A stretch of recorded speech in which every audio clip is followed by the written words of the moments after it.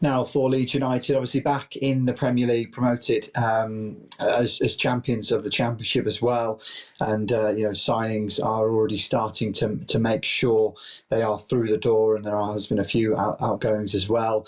But they are linked with a number of targets, high sort of big names, the likes of Fulham's Rodrigo Muniz, obviously Jamie Vardy as well briefly. But there's so much going on in terms of Leeds United, because there is a real fine margin between getting promotion, being so good, being such a great goal-scoring giant in the second tier, and then managing to actually stay up. They want to be the team and then the club that's most likely to break this curse of promoted teams going straight back down. It's obviously happened in the last 2 seasons. Can Leeds do it? Can Leeds break that sort of mould? This summer's going to have a massive impact on that, and Daniel Farke's going to have to plan for it to make sure they have the depth, they have the quality as well. That's the sort of key part, obviously. They've done loads of business across Germany and getting some players in there over the last few seasons with their links there. And, Daniel Farke's got a massive job on his hands to make sure that they are competitive in the Premier League. And, the summer reinforcements are going to be hugely important towards that.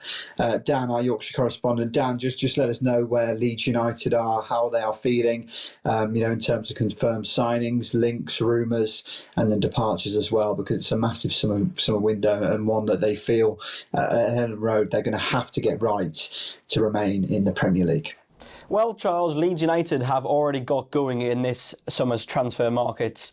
Already they've brought in Lucas Nemecha, a striker from Germany, and they've brought in a defender in Jakub Biol from Udinese, and they look as if they're on the verge of bringing in another striker from Wolfsburg in Sebastian Bornau. So they've been busy, and they're certainly, obviously, Biol apart, looking to enhance their striking department.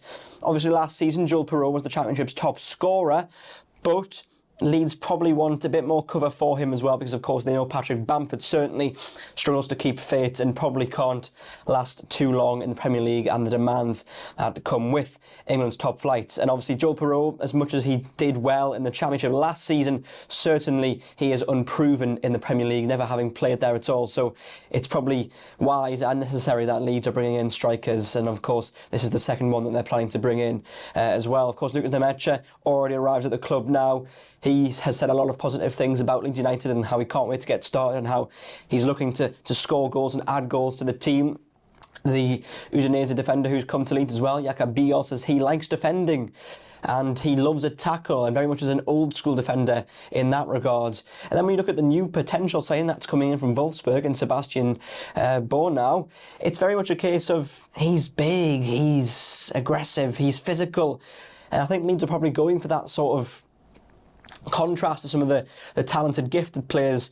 Not to say that these players aren't talented and gifted, but they want perhaps a more physical player to come into their team to deal with some of the demands the Premier League might bring as well, and maybe have a bit of a contrast between some of the smaller, lower centre of gravity players. You look at the likes of Brendan Aronson, for example.